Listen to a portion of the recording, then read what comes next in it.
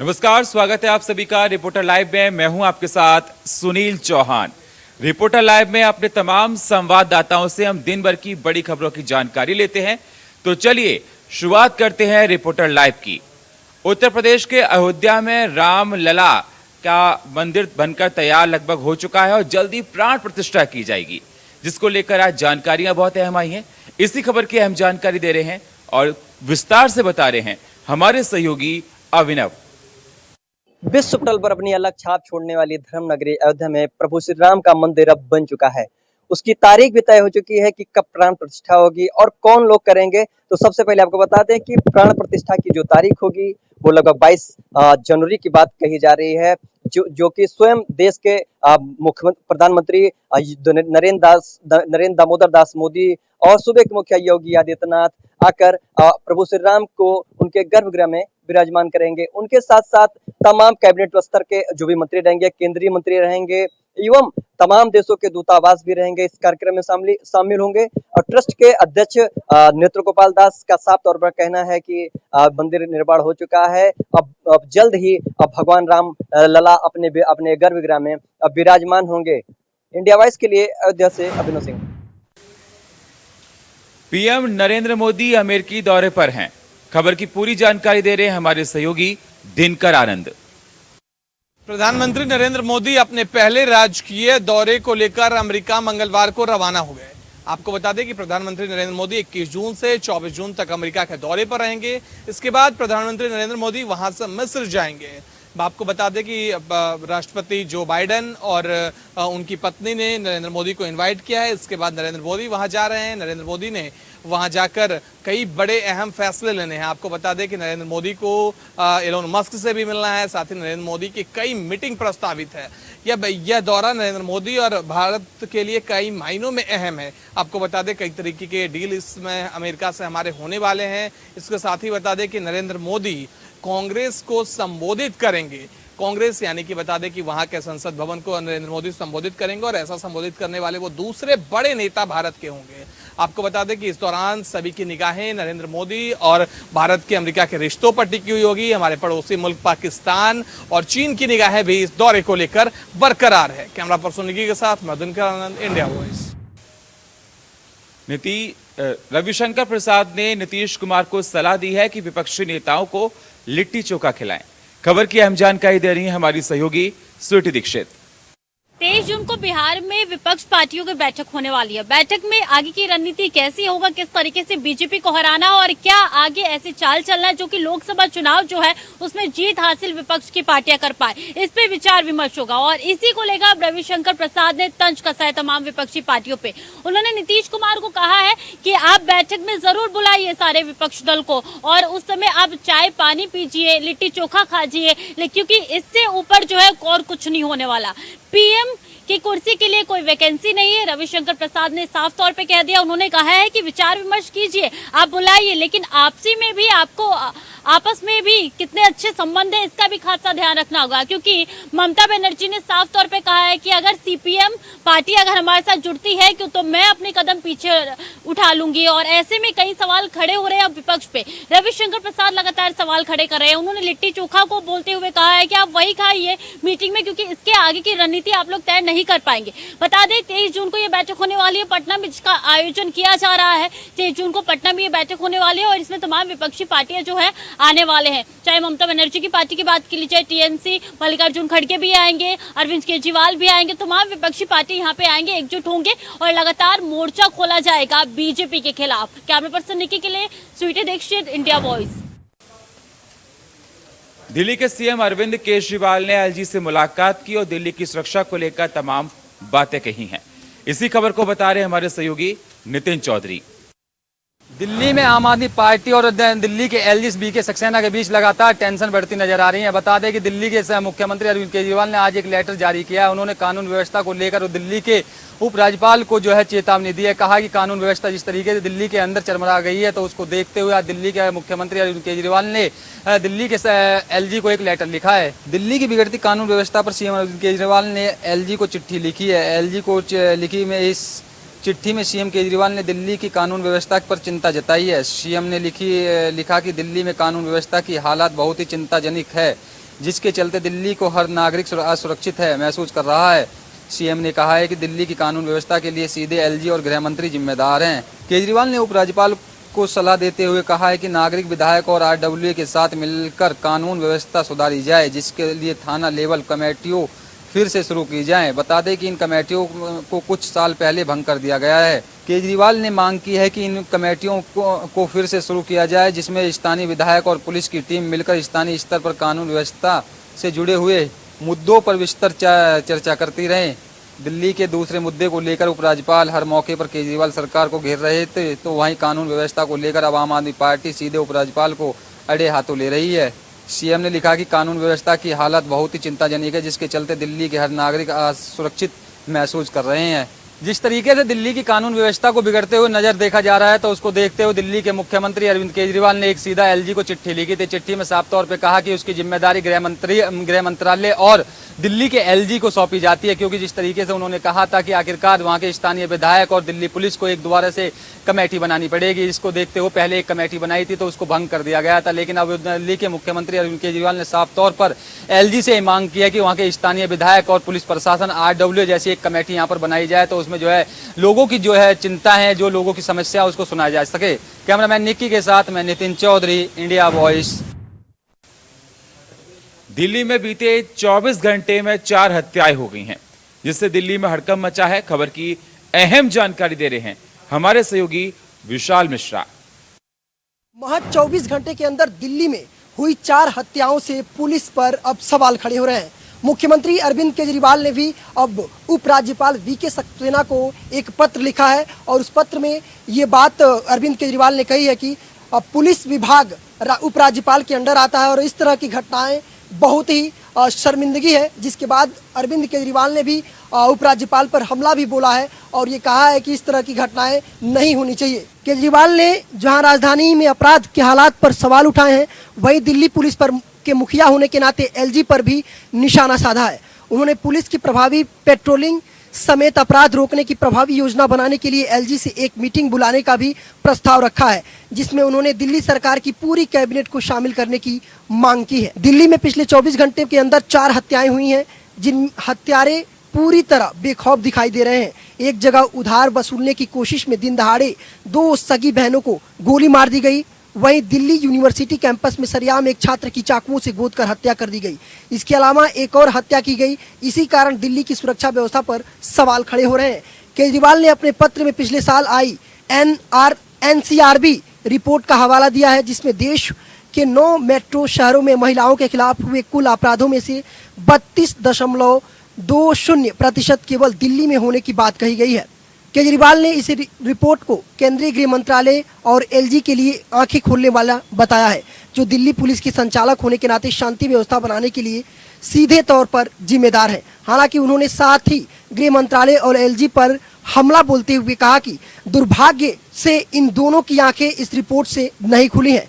उन्होंने इसे अलार्म जैसी स्थिति बताते हुए तत्काल महिलाओं से जुड़े अपराध के खिलाफ तत्काल कड़े कदम उठाए जाने की जरूरत भी बताई है। साथ ही गृह मंत्रालय और उपराज्यपाल पर ऐसा नहीं करने का आरोप लगाया। तो दिल्ली में 24 घंटे के अंदर हुई 4 हत्याओं के बाद अब सीएम केजरीवाल ने उपराज्यपाल वीके सक्सेना को पत्र लिख करके उन पर जमकर हमला बोला है और कहा है कि दिल्ली की इस तरह की हालात बेहद शर्मिंदगी है, बेहद ही दुर्भाग्यपूर्ण है जो इस तरह की घटनाएं घट रही हैं। उपराज्यपाल के बाद उन्होंने गृह मंत्रालय को भी इससे अवगत कराया है कि इस तरह की घटनाएं ना हो और दिल्ली में कानून व्यवस्था पूरी तरह से सही रहे। कैमरामैन निकी के साथ विशाल मिश्रा, इंडिया वॉइस। देश के कई राज्यों में बढ़ती गर्मी और लू लोगों को काफी परेशान कर रही है। इसी को देखते हुए स्वास्थ्य मंत्री मनसुख मंडाविया ने अहम बैठक की। इसी पर जानकारी दे रही हैं हमारी सहयोगी दीक्षा चौधरी। देश भर में भीषण गर्मी के चलते कई इलाकों से मौत की खबरें सामने आ रही हैं। वहीं कई राज्यों में भी मौत की खबरें सामने आ रही हैं। इसके अलावा बिहार, उड़ीसा सहित कई राज्यों से मौत की खबरें सामने आ रही हैं। वहीं सबसे ज्यादा असर बिहार में देखने को मिल रहा है, जहां भीषण गर्मी के चलते कई लोगों की मौत की खबर सामने आ रही है। वहीं लोगों को पेट दर्द और सर दर्द की शिकायत के चलते अस्पताल में इलाज करने के लिए जा रहे हैं, जिसके बाद उनकी मौत हो जा रही है। वहीं इसको लेकर आज दिल्ली में केंद्रीय स्वास्थ्य मंत्री मनसुख मंडाविया ने बैठक की। इसको लेकर इस बैठक में कई उच्च अधिकारी मौजूद रहे। इस बैठक के बाद मनसुख मंडाविया ने कहा कि जिस राज्य में भी हीट वेव को लेकर मामले सामने आ रहे हैं उस राज्य को स्वास्थ्य मंत्रालय की तरफ से सहायता की जाएगी। आपको बता दें कि लू के चलते कई राज्यों से मौत की खबरें सामने आई हैं। इसको दौरान स्वास्थ्य विभाग ने अलर्ट जारी कर दिया गया है। इसके साथ ही लू को लेकर कई स्कूल की छुट्टियां भी बढ़ा दी गई हैं। इसके साथ ही लोगों से ये अनुरोध किया जा रहा है कि जरूरत पड़ने पर ही घरों से बाहर निकले, अन्यथा लू की चपेट में आने से बचे। इसके साथ ही कई तरह की जानकारियां भी स्वास्थ्य मंत्रालय की तरफ से दी जा रही हैं और लू को देखते हुए कई राज्यों में अलर्ट भी जारी कर दिया गया है। कैमरामैन निक्की के साथ दीक्षित चौधरी, इंडिया वॉइस। भोपाल में धर्मांतरण के लिए पिटाई करने वाले 6 लोगों के घर पर प्रशासन का हथौड़ा चला है। खबर की अहम जानकारी दे रहे हैं हमारे सहयोगी राजेश आर्या। राजधानी भोपाल में मानवता को शर्मसार करने वाला मामला सामने आया है। यहाँ पर उसके 5 दोस्तों ने एक युवक को गले में पट्टा डालकर उसको जानवर बनाया और कुत्ते की तरह भोगने के लिए उसको मजबूर किया। अब आपको बता दें कि ये पूरा मामला एक छोटे से विवाद को लेकर शुरू हुआ था और उसके बाद ये मामला धर्मांतरण तक पहुँच गया। तब युवक वीडियो में ये कहता हुआ नजर आ रहा है कि आप मुझे माफ़ कर दो, मैं धर्म परिवर्तन कर लूँगा। हालांकि पुलिस ने पूरे 6 आरोपियों को इसमें गिरफ्तार किया गया है, जिसमें से एक आरोपी नाबालिग बताया जा रहा है। वहीं पुलिस ने कार्रवाई करते हुए इन 6 आरोपियों में से 3 आरोपियों के तत्काल गिरफ्तारी के बाद से ही उनका अतिक्रमण के तहत उनका घर गिरा दिया है। हालांकि पूरे मामले में अभी तक जो है कि एनएसए की कार्रवाई इनके ऊपर की गई है, 3 आरोपियों को, बाकी आरोपियों पर भी अब एनएसए की कार्रवाई की जाएगी। कैमरामैन नजर के साथ भोपाल से राजेश आर्य की रिपोर्ट, इंडिया वॉइस। आप नेता और राज्यसभा सांसद संजय सिंह ने आपके दफ्तर लखनऊ में प्रेस कॉन्फ्रेंस की, जिसमें डबल इंजन की सरकार पर जमकर निशाना साधा है। इसी खबर की हम जानकारी दे रहे हैं हमारे संवाददाता आशीष। आम आदमी पार्टी के राज्यसभा सांसद संजय सिंह ने आज प्रदेश कार्यालय में एक प्रेस कॉन्फ्रेंस की। इस प्रेस कॉन्फ्रेंस के माध्यम से आम आदमी पार्टी के संजय सिंह ने केंद्र सरकार और उत्तर प्रदेश सरकार पर जमकर निशाना साधा। संजय सिंह का कहना है कि दिल्ली में बिजली फ्री दी जा रही है, लेकिन उत्तर प्रदेश में बिजली 12-12 घंटों की कटौती देखने को मिल रही है। तो वहीं केंद्र सरकार पर कानून व्यवस्था को लेकर के निशाना साधा है। हालांकि अब देखना ये होगा कि संजय सिंह के इस बयान से उत्तर प्रदेश सरकार का क्या रुख रहता है। लखनऊ से आशीष कुमार वर्मा, इंडिया वॉइस। लखनऊ में फिल्म आदि पुरुष को लेकर विवाद थमता हुआ नजर नहीं आ रहा है। हजरतगंज थाने में जाकर तहरीर दी गई है। कई संगठन इस पर विरोध जाहिर कर रहे हैं। खबर की अहम जानकारी दे रहे हैं हमारे सहयोगी आशीष सिंह। फिल्म आदि पुरुष को लेकर लगातार विवाद देखने को मिल रहे हैं। फिल्म आदि पुरुष रिलीज होने के बाद से लगातार पूरे उत्तर प्रदेश में विरोध प्रदर्शन देखने को मिल रहा है। फिल्म आदि पुरुष में कई ऐसे जो डायलॉग है उनको लेकर के लगातार विरोध किया जा रहा है। कई संगठन ऐसे हैं जो सड़कों पर भी विरोध प्रदर्शन करते दिखाई दे रहे हैं। हालांकि लखनऊ की बात की जाए तो लखनऊ में भी फिल्म आदि पुरुष को लेकर विरोध देखने को मिल रहा है। हजरतगंज कोतवाली में आदि पुरुष फिल्म को लेकर जो निर्माता हैं, जो डायरेक्टर हैं, उनके खिलाफ एक तहरीर भी दी गई है। तो वहीं अब समाजवादी पार्टी भी फिल्म आदि पुरुष को लेकर उत्तर प्रदेश सरकार पर निशाना साधती दिखाई दे रही है। फिलहाल अब देखना ये होगा कि फिल्म आदि पुरुष को लेकर के जो लगातार अलग अलग संगठन हैं जो विरोध कर रहे हैं, उनका आगे का क्या रुख रहता है। लखनऊ से आशीष कुमार वर्मा, इंडिया वॉइस। अमरोहा में कपड़े में मार्केट में अचानक से भीषण आग लग गई। खबर की अहम जानकारी दे रहे हैं संवाददाता मोहम्मद इमरान। अमरोहा में पंचायत के दौरान मारपीट का मामला सामने आया, जहां पर पंचायत के दौरान हुई मारपीट में 5 लोग घायल हुए हैं, जिसके बाद उनको अस्पताल में भर्ती करा दिया। वहीं परिजनों की तहरीर के बाद पुलिस ने इसमें लगभग 5 लोगों के खिलाफ मुकदमा दर्ज भी कर लिया है।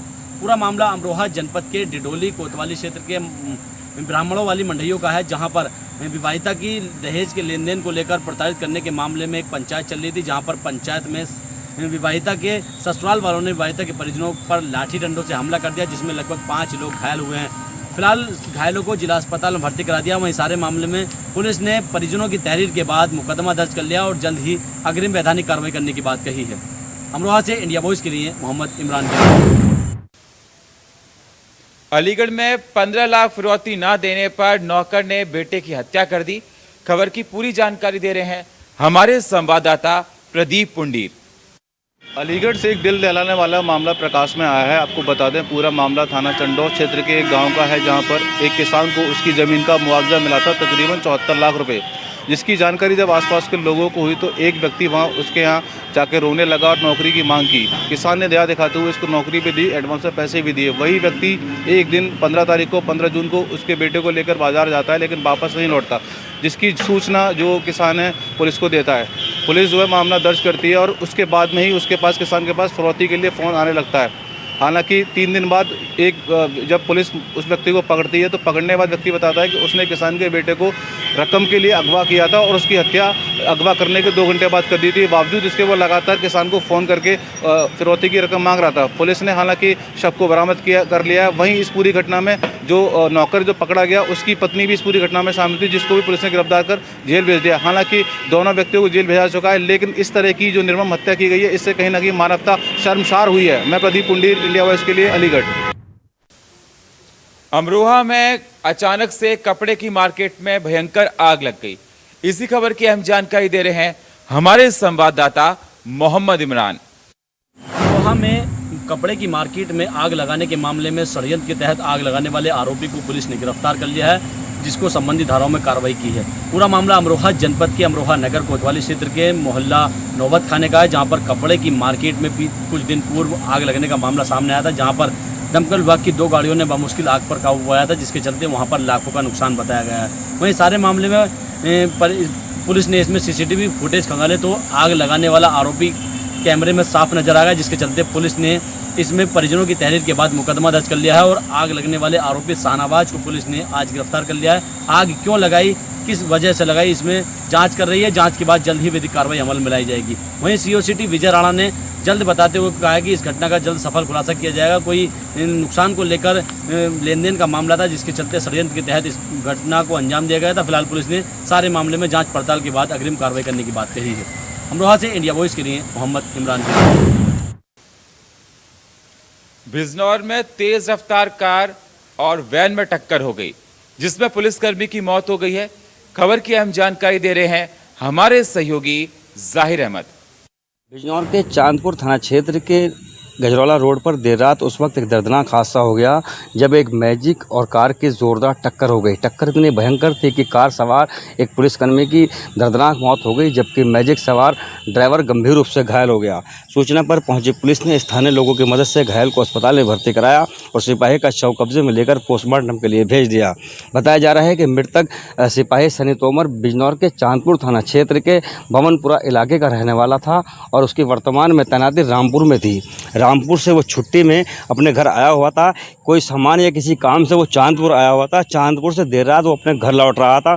जैसे ही वो चांदपुर से कुछ दूर बढ़ा अपने गांव की ओर, तभी यह हादसा हो गया। सिपाही की मौत से एक तरफ जहां पूरे परिवार में गम का माहौल है, परिजनों का रो रो कर बुरा हाल है, वहीं पुलिस विभाग में भी गम का माहौल देखने को मिल रहा है।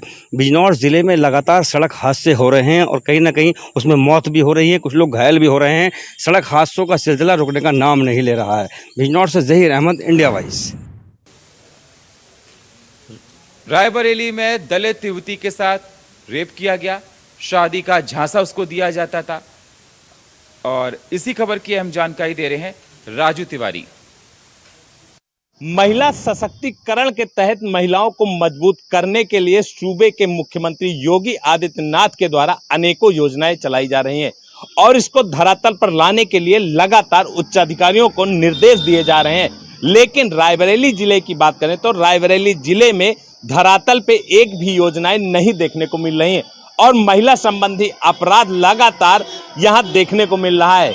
आपको बता दें कि महिलाओं के साथ अत्याचार हो रहा है और महिलाएं न्याय के लिए अधिकारियों के चौखट की पंचकोशी परिक्रमा कर रही हैं, लेकिन उनको न्याय नहीं मिल रहा है। न्याय से आज भी वो कोसों दूर हैं। एक ऐसा ही मामला रायबरेली जिले के मिलेरिया थाना क्षेत्र का आया है, जहां एक दलित युवती के द्वारा पुलिस अधीक्षक कार्यालय पहुंचकर बताया गया है कि गांव के ही युवक के द्वारा 5 साल से उसके साथ यौन संबंध बनाए रखा गया और उसको शादी का झांसा देकर शादी का झांसा देते हुए उससे शादी करने की बात कही गई थी, लेकिन जब उसको गर्भ ठहर गया तो शादी से युवक के द्वारा इनकार कर दिया गया।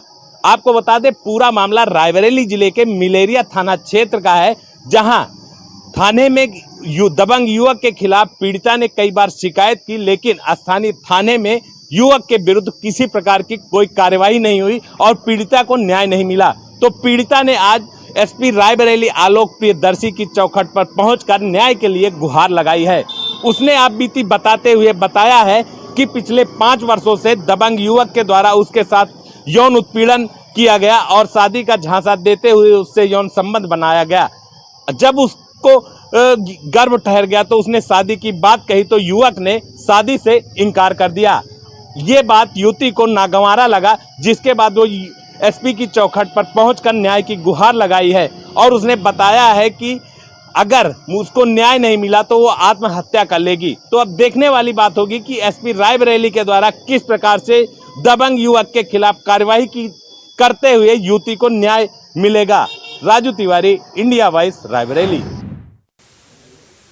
उन्नाव में फिल्म आदि पुरुष को बैन करने के लिए बात कही गई कि इसको उत्तर प्रदेश में बैन किया जाए। इसी खबर की अहम जानकारी करिए, इसी को बता रहे हैं हमारे सहयोगी निखिलेश प्रताप सिंह। उत्तर प्रदेश नहीं, पूरे देश में फिल्म आदि पुरुष को लेकर घमासान जारी है। आपको बता दें कि आदि पुरुष फिल्म चर्चा का विषय बना हुआ है और इन दिनों ट्रेंडिंग पर है। लगातार विरोध प्रदर्शन जारी है। कई हिंदू संगठनों से लेकर सार्वजनिक जगहों पर व सोशल मीडिया पर बैन करने की मांग उठाई जा रही है, जिसके क्रम में आज हिंदू जागरण मंच के प्रांतीय मंत्री विमल द्विवेदी के नेतृत्व में कई कार्यकर्ताओं ने डीएम को राष्ट्रपति संबोधित ज्ञापन सौंपा और उत्तर प्रदेश में फिल्म आदि पुरुष को बैन करने की मांग उठाई है। वहीं आज हिंदू जागरण मंच के सभी कार्यकर्ता पहुंचे और आदि पुरुष फिल्म को लेकर प्रदर्शन किया। वहीं मीडिया से बातचीत में विमल द्विवेदी ने कहा कि करोड़ों हिंदुओं की भावनाओं के साथ खिलवाड़ किया जा रहा है। आजकल की फिल्मों में जो परोसा जा रहा है उससे कहीं न कहीं हिंदू धर्म की भावनाएं आहत हो रही हैं। इसको लेकर हिंदू जागरण मंच लगातार संघर्षशील है और इसी तरह सड़कों पर उतरकर प्रदर्शन लगातार करेगा।